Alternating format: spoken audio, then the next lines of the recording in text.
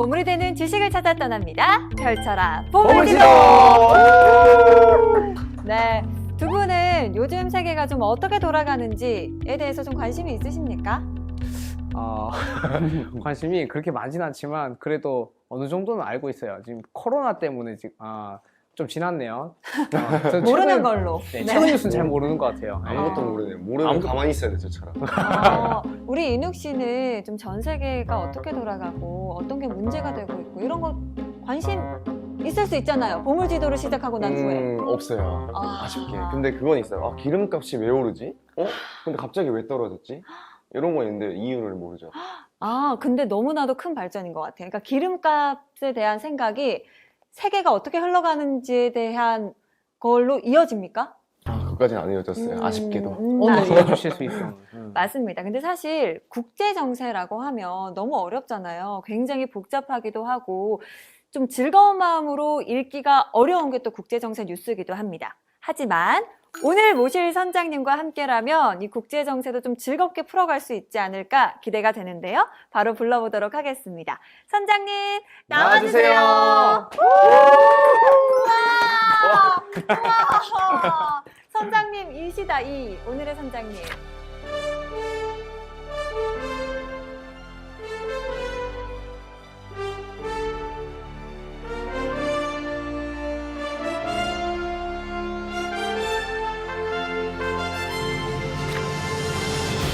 아니 선장님 제가 아까 모시기 전에 국제정세 우리 선장님과 함께라면 어렵지 않다라고 소개를 드렸거든요. 우리가 왜 국제정세를 이해해야 되느냐. 네. 근데 우리가 세계 경제 10대 강국까지 됐잖아요. 네.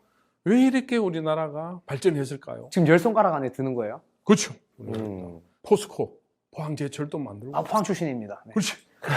그 다음에 경부 고속도로도 만들고 또 우리가 오늘날 세계적인 반도체도 만들고. 야. 그래서 이제 이거는 국제정세를 알았기 때문에 네. 우리가 이런 신산업을 하면 우리가 세계적으로 경쟁력을 가졌다.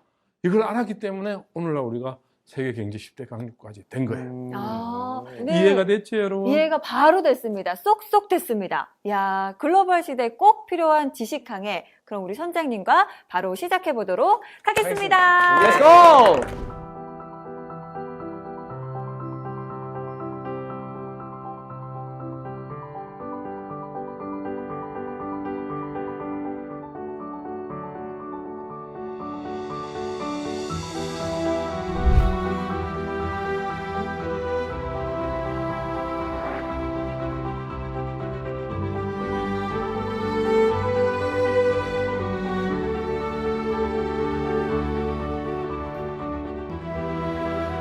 구한말 100년 전, 20년 전과 지금 유사하다고 봅니다. 그러니까 지금 러시아 푸틴이 우크라이나를 침공했지요, 그죠? 네. 이들이 또 싸우고 우리 있잖아요. 한반도 상공에서는 미중이 막 지금 권투로 싸우고 있어요. 또 지금 팔레스티나 하마스라는 무장단체가 이스라엘을 지금 또 그 전쟁이 붙었어요. 네.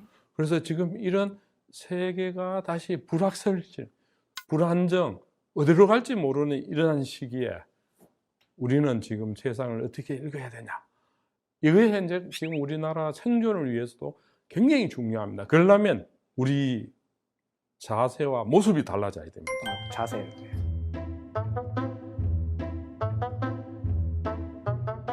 저는 두 가지로 이야기를 합니다. 네. 하나는 뭐냐면 큼큼한 바다에 네. 물고기들 살지요, 그죠? 네. 저 막 100km 밑에 아무것도 안 보이는데 그런데 물고기들이 어떻게 살아가겠어요? 촉각이 발전해야 되는 거예요, 그죠? 그래서 그 촉각이 발전한 제가 그런 고기를 베렐라라 그럽니다. 이 고기는 나중에 워낙 발전하니까 눈이 2개가 아니고 물고기 눈이 2개 있죠? 네. 이거 4개가 돼버린 겁니다. 저 친구는 눈이 4개인가요? 예. 그러니까 환경에 맞게 진화했다는. 그렇죠, 건가요? 그렇죠. 제가 독일에서 유학을 했어요. 우리 유명한 빠빠빠빠 뭔지 알죠? 베토벤. 운명. 예, 좀 운명, 음악이 이상했지만 그렇지. 알아들었어요. 그 운명을 작곡한 베토벤이 시각과 청각을 다 잃었어요. 네. 그렇지만 뭘 했죠? 작곡. 인류사의 가장 위대한 작곡을 한 것 같이로 지금 세상이 엄청나게 불안정하고 불확실하고 변해가고 있는데 우리는 우리의 촉각과 우리의 시선과 우리 시각을 이 위대한 베토벤이나 이런 베를라 같이 더욱더 촉각을 우리는 더 세워야 된다. 그래서 오늘 보물지도 이 특강이 또 여러분하고 함께 하는 게 굉장히 중요하다는 걸 이제 말씀드리면서 지금부터 시작해 보겠습니다. 우리 한층 진화시켜 주십시오. 네. 네. 네.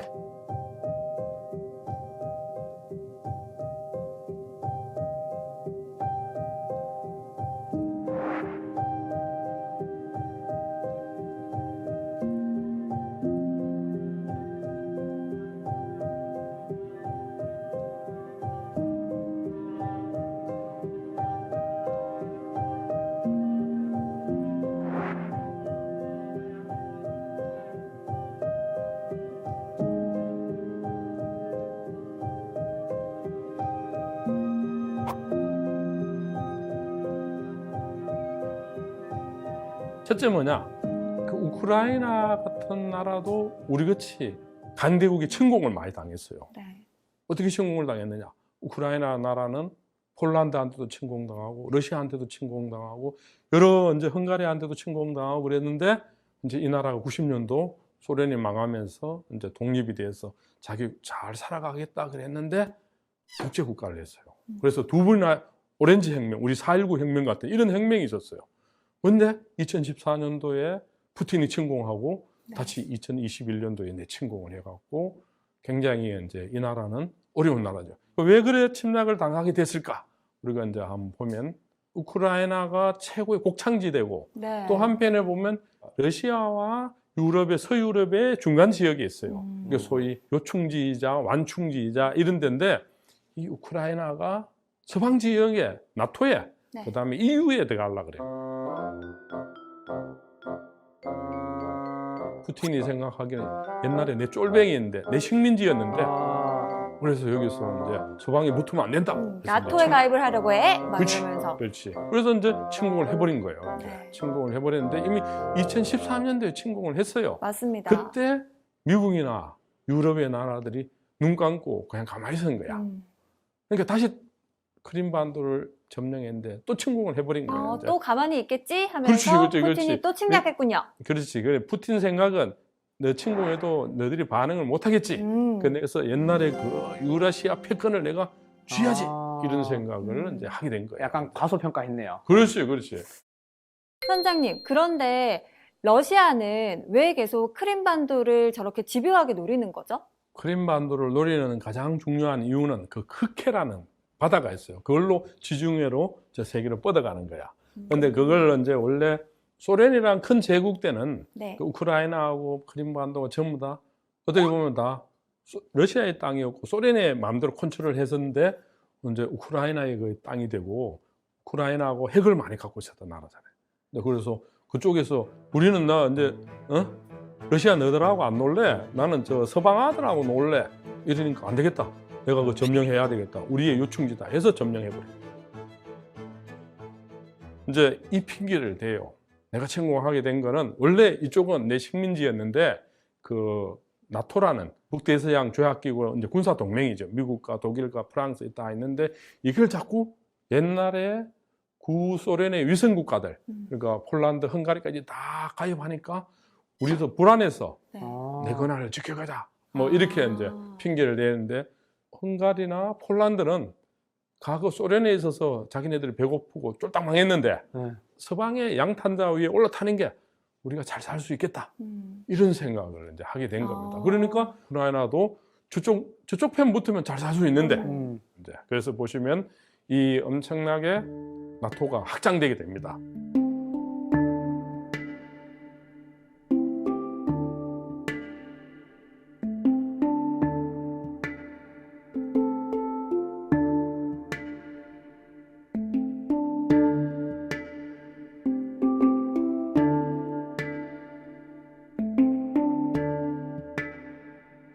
그 다음에 이제 보시면 왜 또 침공을 했을까? 지금 러시아 경제가 굉장히 안 좋아요. 당시 크림반도를 침공했을 때도 그렇고 지금 또 보면 굉장히 안 좋아져요.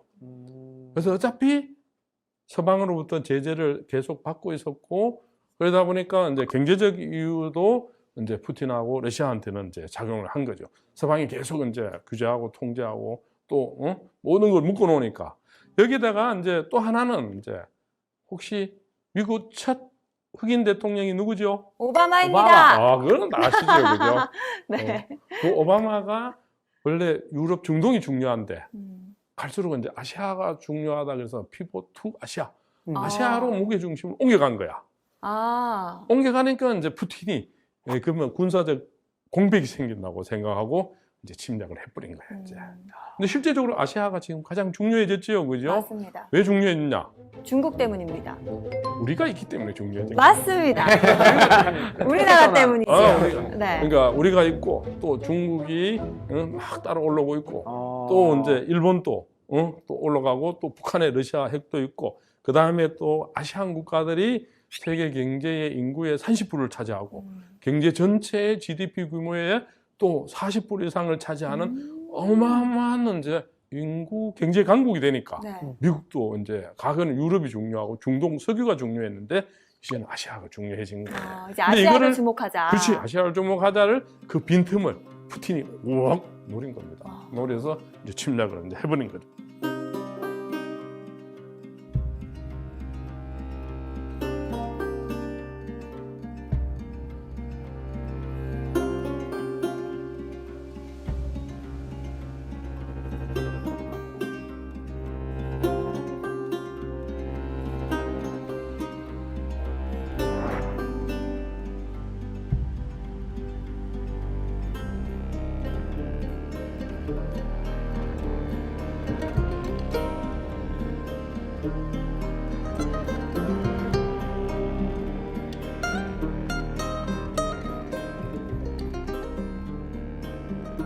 제일 처음에는 러시아가 전 세계 미국 다음으로 군사 강국인데 전쟁 한 15일 만에 끝날이라고 봤어요. 처음에는 우크라이나를 좀 얕봤죠. 그렇죠. 네. 몇 번 정도가 아니고 미국도 그 젤렌스키 대통령하고 이 사람들 보고 망명호만 받아주겠다 그랬어요. 아예 질 걸 예상을 그렇죠. 하고. 독일은 헬멧 그냥 뭐 1000개만 지원하겠다 그랬어요. 헬멧 있죠, 헬멧. 네. 어? 참나.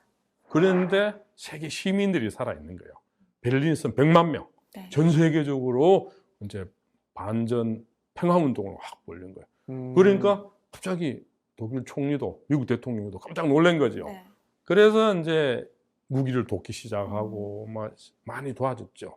중요한 거는 우크라이나 국민 절대 다수가 다시는 우리가 우리 손으로 푸틴하고 러시아하고 싸워서 이기겠다.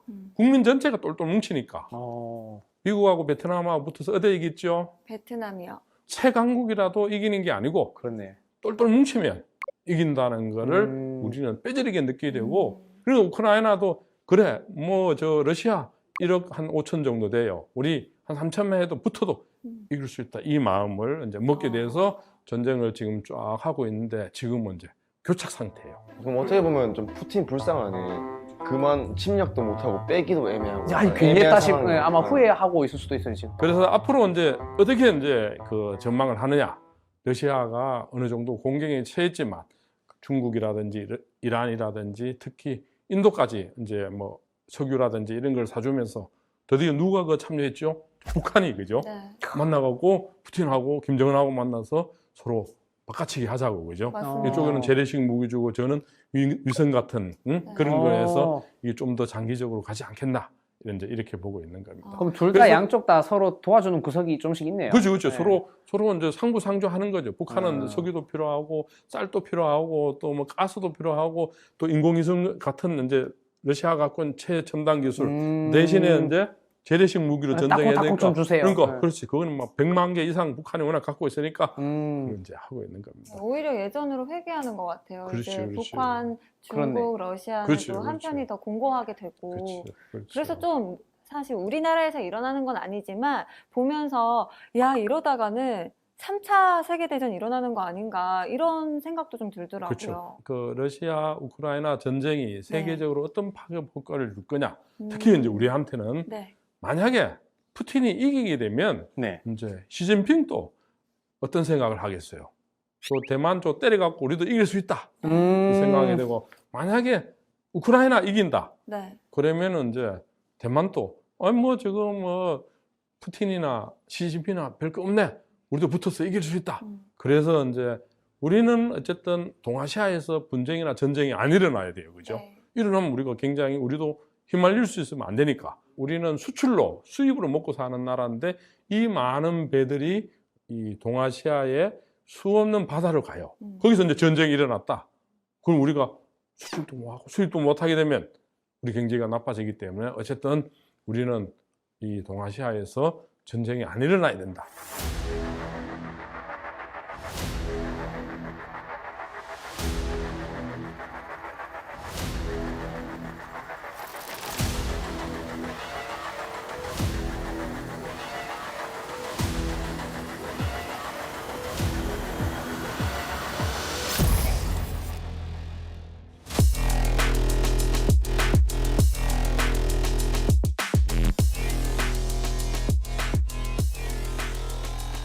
또 지금 이제 벌어지고 있는 이스라엘하고의 팔레스틴 하마스하고의 전쟁, 네. 우리한테 시사점을 주고 있어요. 왜 전쟁이 일어났는지 여러분 혹시 아세요? 잘 모릅니다. 모릅니다. 모르죠? 사실 잔인하게 했다는 뉴스는 봤는데 왜 그런지는 아직 잘 모르겠어요. 네. 나라도 사람같이 심리를 알아야 돼요. 나라 심리. 이스라엘하고 지금 중동의 맹주가 누구냐? 사우디아라비아야. 그 다음에 이란. 이거 갖고 이제 싸움을 막 붙고 서로 각축전을 벌이는데 네. 사우디아라비아가 결심을 했어요. 두 나라가 이제 평화롭게 서로 우리가 좋은 이웃으로 살자. 근데 그게 이제 하마스라는 이 무장단체가 그럼 자기네 설당이 없는 거야. 근데 왜 가자지구에서 그러는 거예요? 그 가자지구에 하마스 무장단체 본거지가 거기 있어요. 아, 자기 거기 살고 땅이니까 있고. 자기 땅이다 이거는. 그렇죠. 그렇죠. 그 땅굴을 900km나 팠다는 거 아니에요. 그죠? 그게 팔레스틴 다수가 거기 살아. 네. 그게 이제 본거지고. 네. 그런데 거기 민간인들하고 섞어 살다 보니까 또 병원 밑에 또 살다 보니까 이게 폭격하기나 군사 작전을 펴기 쉽지 않죠.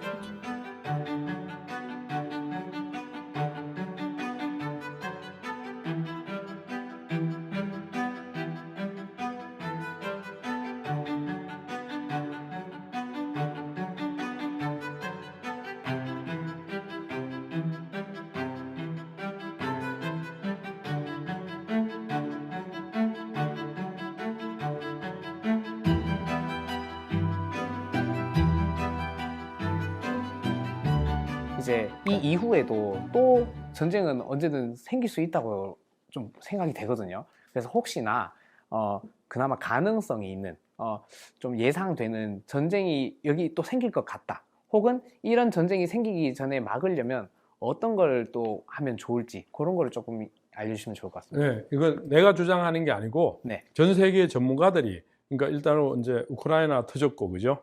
그 다음에 이제 이스라엘 팔레스타인이 터졌고 네. 다음에 이제 터진다면 전부 다 중국이 대만을 침공하느냐 안 하느냐 이걸 많이 예상을 해요. 그래서 아까도 이야기했죠.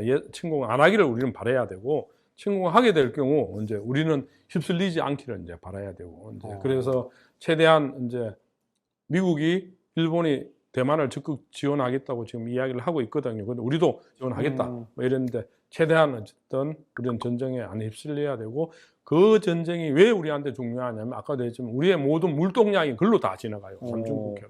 그러면 그게 다 멈춰지면 우리 경제는 뭐 굉장히 당연히, 어려워져요. 네. 이제. 그래서 우크라이나 러시아 전쟁도 그렇고 이스라엘 팔레스타인 전쟁도 최대한 빨리 민간인이 피해 입지 않고 평화적으로 잘 해결되기를 우리는 바라야 되고 또 그랬을 때 저는 그렇게 되리라고 봅니다. 왜냐하면 지구의 이성을 믿습니다. 지구의 이성을 믿고 아무리 악독하더라도 오래 못 가요. 그 악독한 히틀러도 몰락하고 망할 수밖에 없고 그래서 우리는 더 선한 마음으로 더 선한 세상을 위해서 우리가 더 노력하고 더 뛰고 그랬을 때 우리한테 더 좋은 미래가 저는 온다고 확신합니다. 그러면 선장님, 사실 이스라엘, 하마스 이런 전쟁들이 그 전쟁 자체로도 너무 마음이 아프지만 일단 우리나라에 미칠 좀 경제적으로든 어떤 악영향이 있을 것 같거든요. 당연히 있죠. 네. 당연히. 우리한테는 이제 또 하나의 위기가 오고 있는 거죠. 좀 두 가지로 지금 영향을 미치고 있고 이제 하나는 뭐냐면 중동에서 또 전쟁이 일어나니까 우리는 이제 에너지를 100% 수입해서 쓰는 나라니까 네. 유가가 올라가죠. 그죠? 물가가 올라가죠. 꽃은지 올라가더라고요. 그렇지, 얘네 그렇지. 나한테 말도 안 하고 전쟁을 하고. 그 다음에 이제 세계적으로 이제 공급망 자체가 정상적으로 흐르다가 이게 끊기고 막히면 올라갈 수밖에 없는 게 그 중에 하나가 이제 아까 전에 석유, 그 다음에 이제 식량 이런 것들이 지금 올라가고 있죠. 이제 그래서 이런 부분도 이제 하나는 뭐냐면 불장난이 계속 일어나면 안 되죠, 그죠? 우크라이나에서 불장난, 그 다음에 이제 지금 중동에서 그 전쟁이 일어나고, 그 다음에 이 한반도의 전쟁이 동북아에서 일어나지 않아야 되는데, 이게 또 지금 네 군데 전쟁이 일어날 가능성을 이미 세계적으로 언론들은 막 이야기하고 있습니다. 그래서 우리는 최대한 그게 안 일어나기를 기도하고, 또 그에 대해 철저하게 대비하고 준비해야 된다는 걸 이야기하고, 더 철두철미하게 경계하고, 또 경계해야 되는 게 이번은 이제 이 두 전쟁이 우리한테 주는 시사점이죠. 여러분 쉽지요, 그죠? 이제 조금 이해가 됩니다. 그렇지. 네.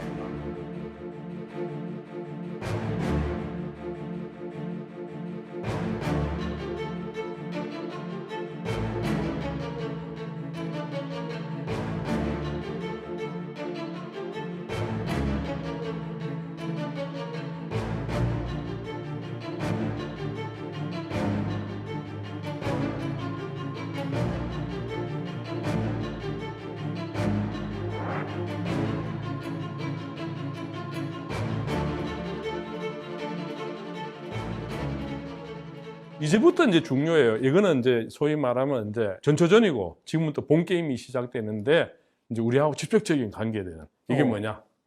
바로 미국하고 중국하고 지금 한판 붙고 있는 거예요.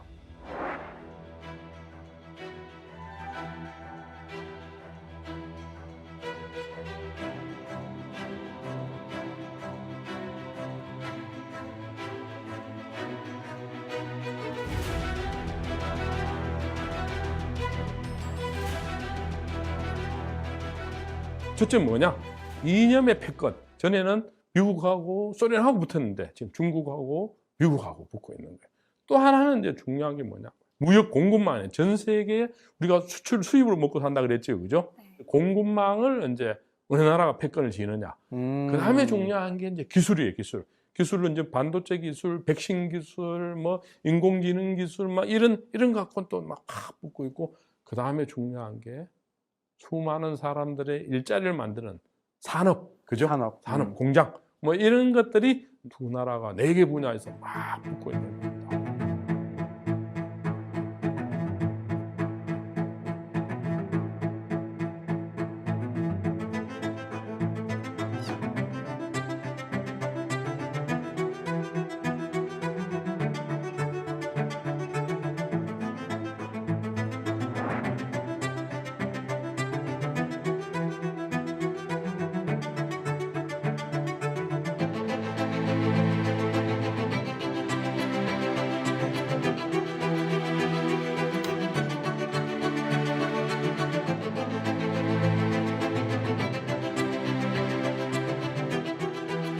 지금 미국, 중국과 가장 세게 붙는 게 반도체 전쟁이에요. 사실 우리나라도 뛰어들고 있지 않습니까? 그죠? 아니 우리가 끼어드는 거 우리는 안 끼어들라 그랬는데 네. 미국이 들어와. 니는 우리 편 아이가? 아. 니는 우리 편 아이가? 우리 편에서 해야지. 뭐 그리고 중국은 너가 우리 편에 저 쓰지 말아라. 우리한테 물건 팔아 먹어야 될 거 아이가? 이러고 있는 게 이 반도체 부분입니다. 이 반도체는 삼성이 내건 게 뭐죠? 반도체 가장 중요한 게 내건 슬로건이 있어요. 마누라 빼고 다 바꿔라. 그것도 중요하죠. 그거는 너무 옛날 겁니까? 그래서 가장 이제 내건 게 뭐냐? 초격차를 내건 거예요. 초격차. 네. 격차를 중국이 따라오면 안 되고, 확 격차를 벌여야 된다 그랬는데 따라올 수 없을 정도로. 막 따라.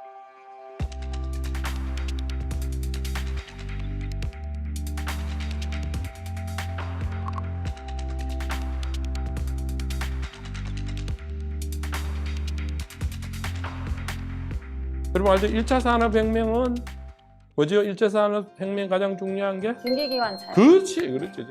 2차 산업혁명은? 이제는 전기. 그렇지. 야, 똑똑해. 에디슨의 전기. 3차 산업혁명은? 인터넷. 정보. 그렇지. 인터넷 영어로. 인터넷이라고 인터넷. 그 다음에 이제 4차 산업혁명은? AI입니다. 그렇지. 그래서 이제 우리 이런 좀 배운 거 있다, 엄청난 변화 속에서 2차 산업혁명 때는 그때는 에너지가 가장 중요한 거야. 네. 그러다 보니까 전기를 만들 수 있는 석유, 석탄, 철강 회사들이 세계에 가장 중요했어요. 그 다음에 50년 전에 세계에서 가장 큰 기업들은 어떤 기업들이었냐면 기술 회사들. 기술.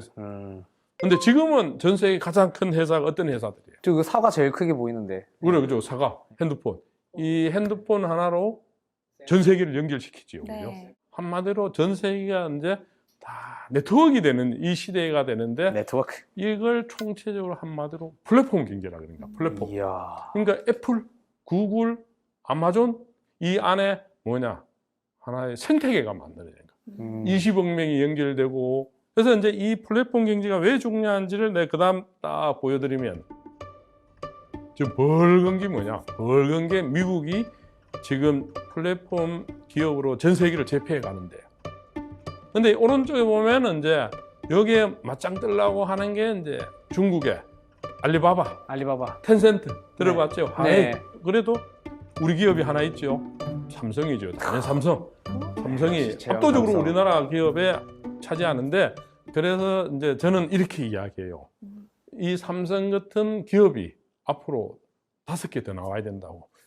미국도 중국도 그러고 선도 기업들이 세계적으로 경쟁력 있는 기업들이 있어야 되는데 이제 우리도 더 많이 나와야 되는데 지금 4대 기업 이야기하고 있지만 저는 훨씬 더 많이 나와야 된다고 합니다.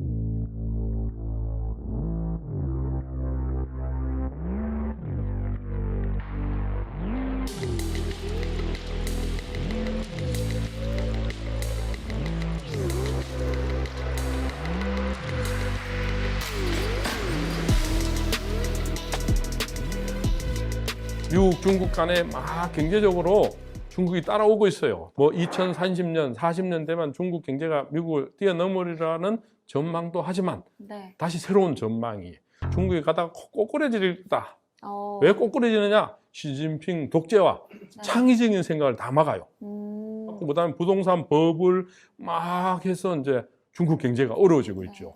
그래서 그다음에 보시면 이제 한 8개 분야에 쭉 보면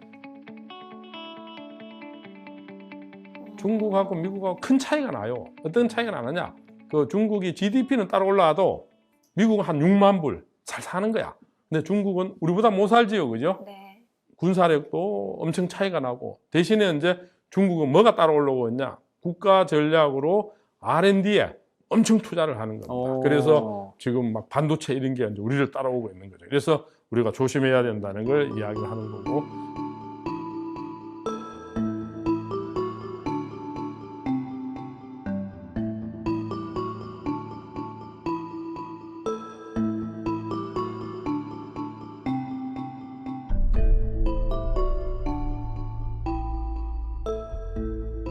그러면 중국의 미래가 어떻게 될까? 네. 전 세계 사람들이 다 관심을 갖고 있겠지요, 그죠? 네. 그래서 최고 이제 전문가들이 그린 그림은 현재 상태 같이 그래도 계속 시장 경제하고 일당 독재하고 잘 어울려서 가는 거를 음양이 조화를 이룬다. 그게 현재고 그런데 블루 제스민, 자스민 차 말하는 거예요. 그렇지. 아. 향기로운 과거에 취해 있다는 네. 뜻이야. 과거 영화에서 우리가 옛날 최강국이었는데 도취돼서 이제 어려워질 수 있고 그 다음에 마지막으로 이제 숨막힌 여왕에서 나라가 잘못하면 해체될 수도 있는. 근데 이제 중국 사람들은 이 부분에 대해서 굉장히 예민해하고 있죠. 근데 절대 이게 동의 이제 안 할 것 전 같은데요. 세계적으로 전문가들이 중국 전문가들이 보는 미래 전망입니다.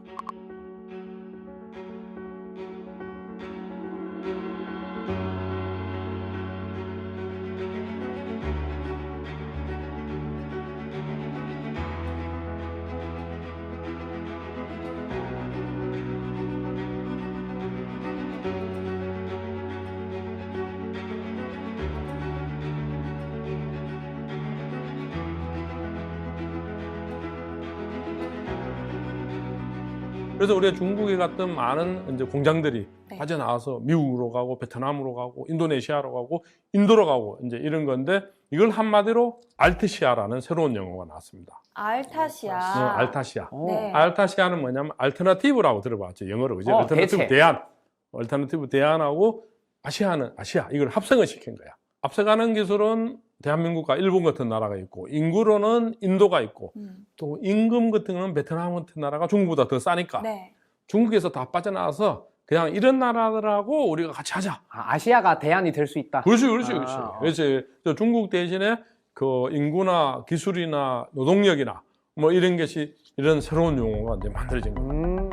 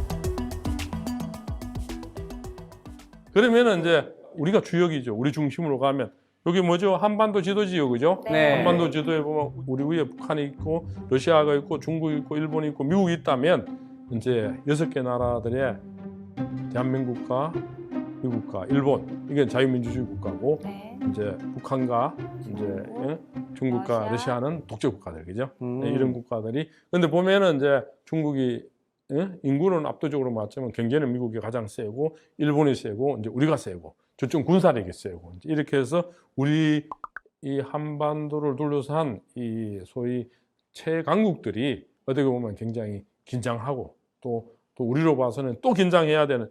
그래서 보면 이제 이런 나라들도 아무리 최강국이라도 문제들을 다 갖고 있어요. 네. 미국이 어떤 문제 갖고 있어? 과거 같던 그야말로 팩스 아메리카나 전성기가 아니고 지금 이제 쇠락기라고 보는 거죠. 그런데 이제 강대국이 쇠락기로 가면 그 도전자가 나타나는데 그 중국이라고 보고 그걸 투키디데스의 이제 맞습니다. 혁명이라 그랬는데 이게 이제 어떤 현상을 벌어지냐면 잘못하면 전쟁이 지금 뭐지만 됩니다. 전쟁들이 막 뻥 터지게 되는 겁니다. 그래서 지금 전쟁들이 벌어지고 있는 거죠. 두 세력이 팽팽하거나 아니면 하나가 압도적으로 맞아요. 딱 세계 질서를 쥐고 있으면 괜찮은데 이게 흔들리니까. 그다음에 중국은 또 이제 막 중국을 오늘날 이렇게 발전시킨 사람이 등소평, 등짜오평. 네. 근데 이 사람이 이제 그 중국 개혁 개방해서 여기까지 왔는데 그때만 해도 이제 도강양해라 그래. 아직도 우리가 그야말로 웅크리고 있어야지 우리가 발톱을 드러내서는 안 된다. 그런데 시진핑이 권력을 딱 잡으면서 발톱을 확 드러내서 대국 굴기.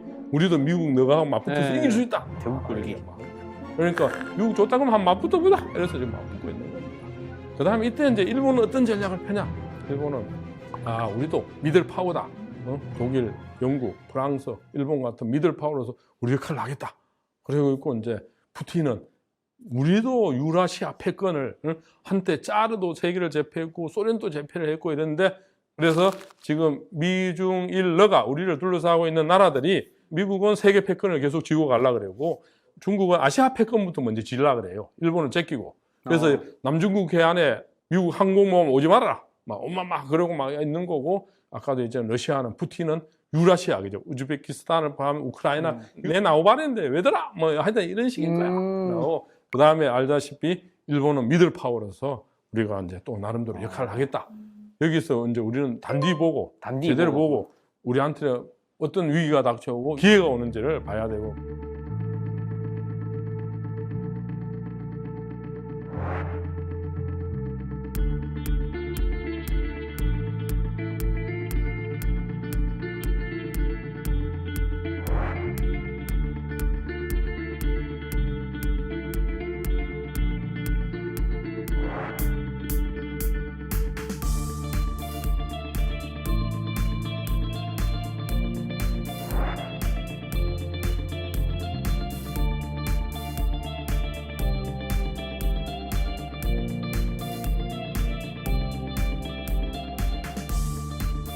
근데 선장님 제가 쭉 들어보면 이제 중국도 힘이 많이 세지고 있고 미국과 중국 이 패권 전쟁이 지금 한창이잖아요. 그렇다면 이 와중에 우리나라는 좀 어떻게 대응을 하면 현명하게 대처하는 걸까 이런 생각이 들더라고요. 네, 아주 좋은 질문입니다. 역시 미국하고는 군사적, 또 정치적, 더나 경제적으로 이제 동맹 관계도 있지만 네. 중국은 경제적으로 굉장히 중요한 전략적 파트너예요. 네. 제가 아까 여러분 알타시아라고 개념을 썼지요, 그죠? 네.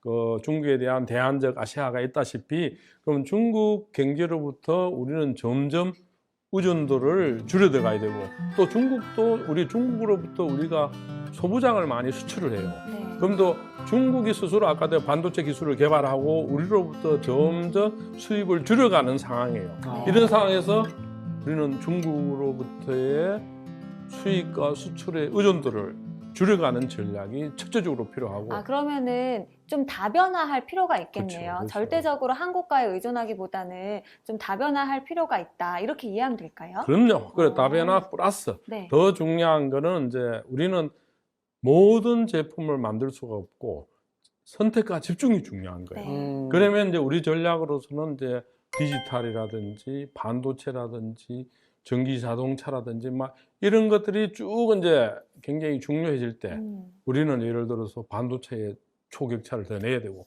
배터리 같은 경우도 중국하고 구체적으로 굉장히 우리 경쟁이 붙고 있어요. 근데 우리 공장들이 어디 갔죠? LG 배터리하고 삼성 아이온하고 전부 다 미국으로 갔다. 네. 왜냐하면 전 시장이 미국과 중국이 전 세계 가장 크기 때문에 다시 중국 안방이 아니라 우리가 미국을 안방으로 본 거예요. 그래서 우리가 홍은 씨가 얘기한 이제 우리 나라를 다변화시켜야 되죠, 그죠? 그 다음에 아시아도 인도네시아도 가고 심지어 이제 동구권으로도 가고 자동차도. 이렇게 이제 한편에서는 중국으로부터의 의존도를 줄이면서 네. 한편에서 우리의 전략 산업이 무엇인가 여기에 대해서 더욱더 선택과 집중을 하고 또 어느 나라들하고 이런 걸 해야 될 것인가 이게 이제 전략이 이제 굉장히 중요합니다. 근데 이거를 끊는 거를 중국이 눈치채면 되게 기분 나빠할 수도 있잖아요. 중국이 지금 그래서 다 알아요. 눈치를 잘 보면서 해야 돼요. 저는 중국이 다 알아요. 알고 있어요. 서로 알지만 네. 알지만 이제 세상의 역사의 흐름은 인정할 수밖에 없는 거죠. 그러니까 예를 들어서 우리가 이제 중국하고 사드 배치라는 네. 미국이 사드를 배치를 했는데 우리 그야말로 관광객을 안 보내고 한류 한국 드라마 영화를 중국에 다 방영 못하도록 했어요, 그죠? 네. 그렇지만 이제 우리는 어쩌겠어요. 그렇다고 당하는 거죠, 그죠? 당하지만 우리는 다른 방법을 뚫어낸 게 미국과 유럽에 우리가 진출해서 한류를 성공시키는 거죠. 성공했죠. 그러면 궁금한 게 있습니다, 네. 선장님. 그때 성주 사드 기지와 관련해서 한참 뭐 말씀하신 것처럼 우리 콘텐츠를 뭐 못 보게 한다든지 수입을 전면 금지시킨다든지 아니면 게임 산업권을 안 내준다든지 이런 식으로 많이 경제에 직격탄을 미쳤잖아요. 그러면 그때와 또 지금 조금 시간이 지났습니다. 그러면 지금은 좀 어느 정도의 상황인지도 저는 궁금하더라고요. 지금은 이제 중국이 네. 스스로 풀라 그럽니다. 이제. 아, 지금 중국 관광객을 지금 풀지 않습니까? 단체 관광객이 다 옵니다. 그 다음에 이제 한류도 풉니다. 왜냐하면 우리랑 좀 더 중국이 친해지자, 오히려 미국하고 너무 붙지 말아라. 이제 이게 외교고 국제 흐름을 알고 우리가 자신이 있고 경쟁이 있으면 그렇게 가는 거죠. 이제. 그래서 지금 신냉전이라는 걸 한마디로 설명드리면 미국과 소련이 하나는 자유민주주의, 사회주의 붙은 거고 신냉전은 미국과 중국이 붙는데 네. 하나는 미국 중심의 이제 우리나라와 같이 이런 나라고 중국은 이제 러시아, 북한하고 같이 해서 공산권. 네. 독재를 이제 강화시켜요. 네. 이제 여기서 경제적으로 이제 세계 시장이 다 오픈돼 있잖아요, 그죠? 네. 그런데 이 블록들이 지금 계속 만들어지고 있는 겁니다. 벽이 생긴다는 건가요? 그렇죠. 벽이 생기는 거죠. 그러니까 예를 들어서 북미에 또 EU라고 유럽 또 이제 아시아, 아세안 뭐 이런 게 이제 벽들이 지금 계속 만들어지고 있는데 크게 큰 벽은 이제 중국과 러시아, 이란이라는 이쪽 소위 독재 국가들의 벽. 그래서 냉전이라는 용어를 쓰는 겁니다. 옛날에 소련이 사회주의 국가로서의 그랬지만 그래서 이번에 신냉전은 또 이렇게 이제 자유민주주의 대 신독재 국가들이라고 하죠. 그래서 이 신냉전에 우리가 한 중심에 있는 겁니다. 왜 중심이냐? 우리는 북한이 맞대고 있고 중국을 맞대고 있고 또 러시아하고 맞대고 있고 이런 상황에서 그러면 우리가 어떻게 극복해야 될 것인가? 근데 이 부분이 한마디로 설명하면 세계 흐름을 알고 거기에 대한 알맞는 전략 전술을 펴는데 우리도 이제 자부심을 갖고 우리도 돌고래고 자긍심을 갖고 해야 문제가 풀린다는 겁니다. 우리가 자꾸 사대주의, 미국에 막 무조건 눈치만 봐야 되고 중국 센 나라니까 우리가 두려워해야 되고 이걸 버리라는 겁니다. 이게 내가 던지는 지금 오늘 메시지입니다. 자신감을 가져.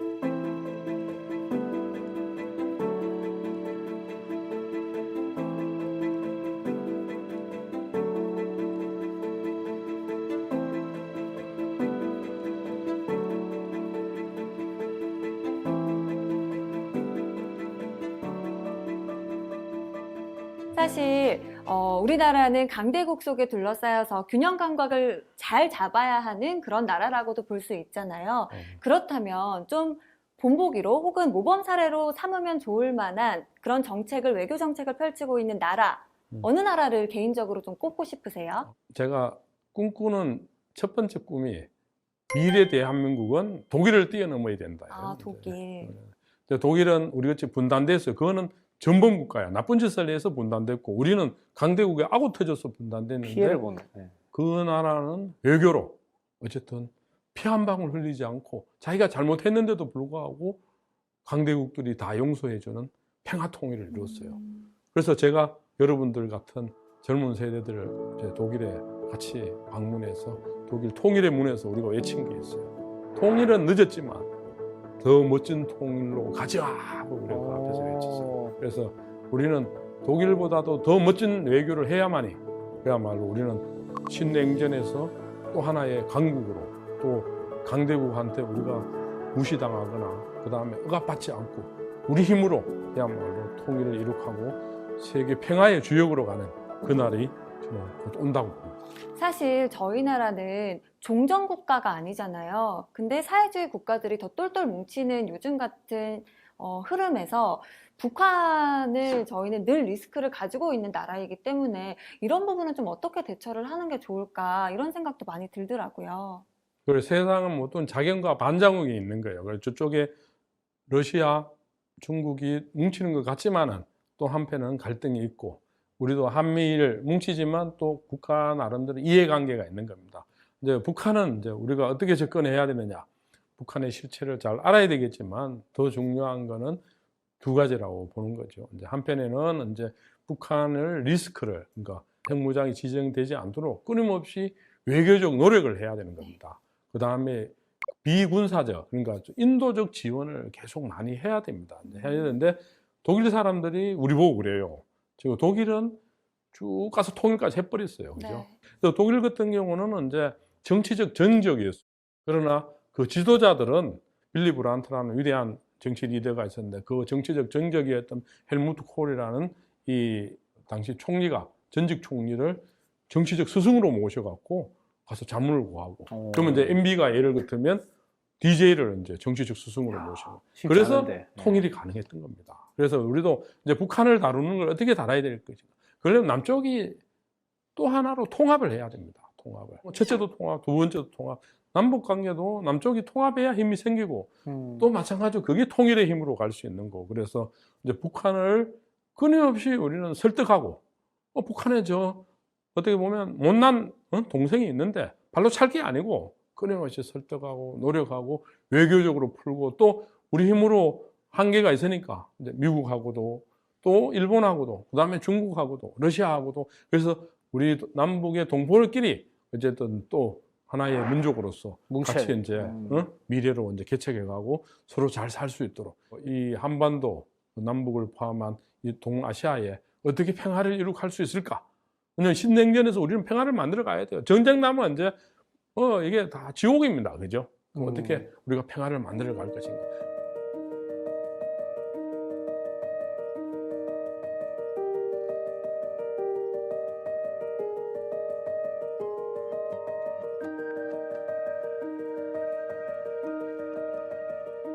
유럽의 오늘날 EU라고 여러분 들어봤었죠. EU. 노벨 평화상. 그렇죠. 유럽이라는 나라를 27개 나라를 하나의 경제 공동체로 만들어줘. 여러분 유럽은 가봤죠? 국경이 없어요. 그죠? 여러분 생각해 보십시오.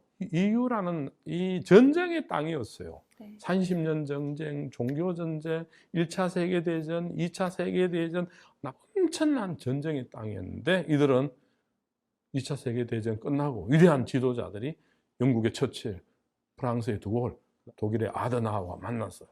우리는 다시는 전쟁 없는 나라 대륙을 만들자. 그 합의를 한 거예요. 오늘날 이야기한 나토라는 국가, 네. 그 다음에 EU란, 특히 EU 공동체는 거의 70년 동안 전쟁 한 번 없는, 아주 그건 국경이 없는, 서로 마음대로 왔다 갔다 하고 호주 이전까지 할 수 있는 그런 나라를, 그런 대륙을 만들었죠. 우리도 언제 그렇게 만들자고 이야기하신 분이 있어요. 유동아시아에. 누굴 것 같아요?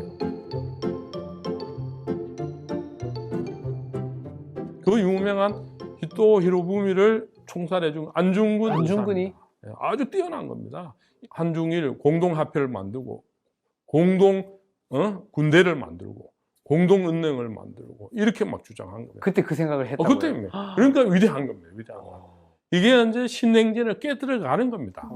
그냥 자꾸 강대국의 군사력만 따라가는 게 아니고, 그래서 이제 우리 동북아 경제 공동체를 만들어야 되는데, 이게 우리가 이제 일본하고 우리가 중국하고 우리하고 러시아하고 전쟁이 없고 누가 누구를 죽이지 않고 누구를 침략하지 않는 그런 이 동북아를 우리가 어떻게 만들 것인가를 우리가 더 자신 있게 이야기를 해야 됩니다.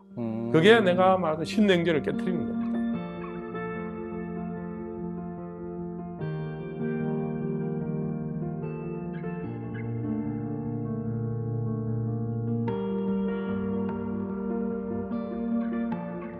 마지막으로 제가 말씀드리고 싶은 거는 이제 우리가 교과서를 잘못 배웠어요.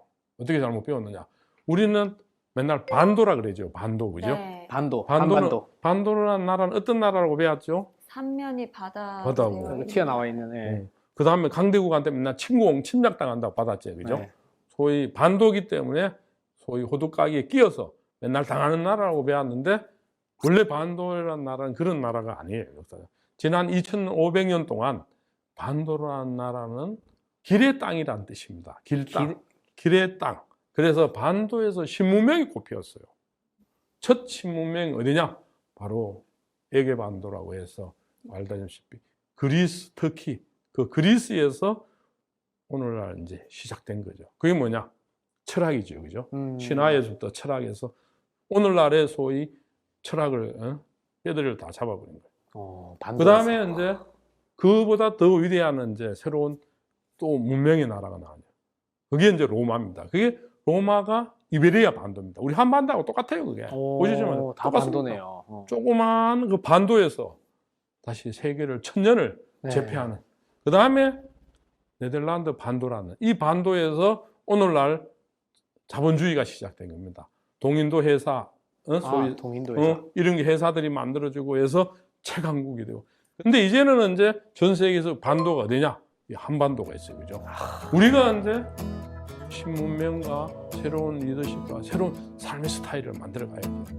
제가 꿈꾸는 마지막 꿈입니다. 마지막 꿈인데, 반도에 태어난 것을 자부심을 가져야 되고, 우리는 강대국의 새우가 아니고 강대국에 의해서 대륙과 해양의 틈에 끼어 있는 게 아니고 비의 땅이라는 걸 내가 말씀을 드리는 거고, 이걸 통해서 우리가 세계로 뻗어가야 된다는 걸 이야기 드리고, 우리가 강대국의 졸이 아니고 체스의 졸이 아니고 우리도 헤엄치고 대양에서 큰 바다에서 세계에서 우리 어깨를 펴고 나가는, 그게 제가 날쌘 돌고래라는 걸 마지막으로 말씀드립니다. 약간 이렇게 했던 돌고래.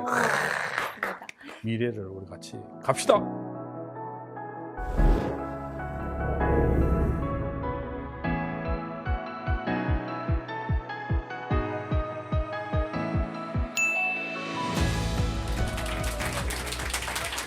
갑시다. 오늘 두 분 사실 국제정세 좀 어려울 수 있는 주제예요. 하지만 우리 선장님이 최대한 쉽고 재밌게 이야기처럼 좀 풀어주셨는데, 나름 좀 귀 기울여서 열심히 듣더라고요. 굉장히 뿌듯했습니다. 옆에서 보는데. 모르겠어요. 어떠셨어요? 많이 어렵긴 했는데 사실 네. 뭐 이게 요즘엔 핸드폰에서도 네이버 보면 뉴스들이 많이 나오잖아요. 근데 이런 것들을 보면은 경제 사실 그냥 건너뛰기거든요. 좀 어려워서. 근데 오늘 이런 자리 때문에 좀 많이 배운 것 같아서. 이제는 뉴스에 뭐 이스라엘, 뭐 팔레스타인, 우크라이나 이런 전쟁 단어들이 나오는 뉴스가 나와도 예전과 달리 좀 귀를 기울일 것 같죠, 앞으로는? 좀 볼 것 같아요. 왜냐면 지금 기름값 원인을 찾았잖아요. 그렇기 때문에 어, 한번 들어가서 볼 것 같아요. 이스라엘 뭐 나오면 또 기름값 올라가는 거 아니야? 이렇게 들어가고. 내 삶과 좀 직접적으로 연결이 될 수도 있고 네, 하니까 예측까지 이제 할 수도 있는. 오늘 경환 씨는 어떠셨어요? 네, 저도 사실 우리 이호 선수랑 비슷하게 처음에 국제 정세를 알든 모르든 내 삶에 크게 영향이 있을까 이런 생각을 했는데 오늘 듣다 보니까 확실히 아는 것이 힘이고 사실 주변에서 이런 이야기를 하더라도 제가 진짜 친구들이 이야기해도 스킵하듯이 했는데 이제는 어느 정도 더 이야기도 할 수 있을 것 같고 아까 우리 선생님 알려주셨던 것처럼 어느 정도 예측을 해서 또 이야기해보는 거 그리고 거기에 대해서 내 삶이 어떻게 변할지 예측하고 좀 더 대비를 할 수 있을 것 같아서 일단 좀 더 자신감이 생긴 것 같아요. 오늘 국제 정세에 대해서 또 우리나라에는 어떤 영향을 미칠지에 대해서 좀 깊게 알아보는 시간이었는데요. 오늘 지식항해는 여기서 마무리되지만 또 우리 계속해서 지식항해 떠나봐야죠. 가야죠? 함께 외치면서 끝내보도록 하겠습니다. 다음 주에도 찾아라 보물지도! 이렇게 해야죠, 이렇게. 도구네. 돌고래.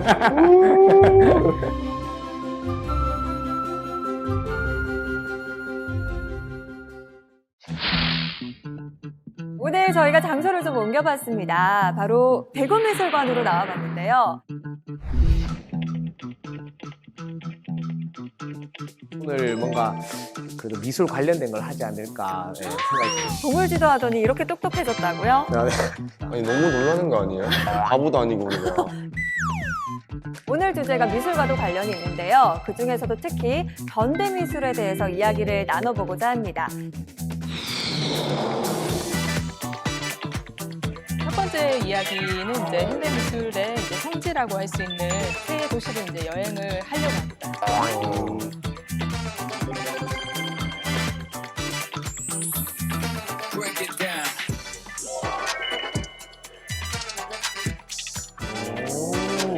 이것도 현대예술. 이것도 그럼요. 현대미술. 현대미술. 자극적이네요.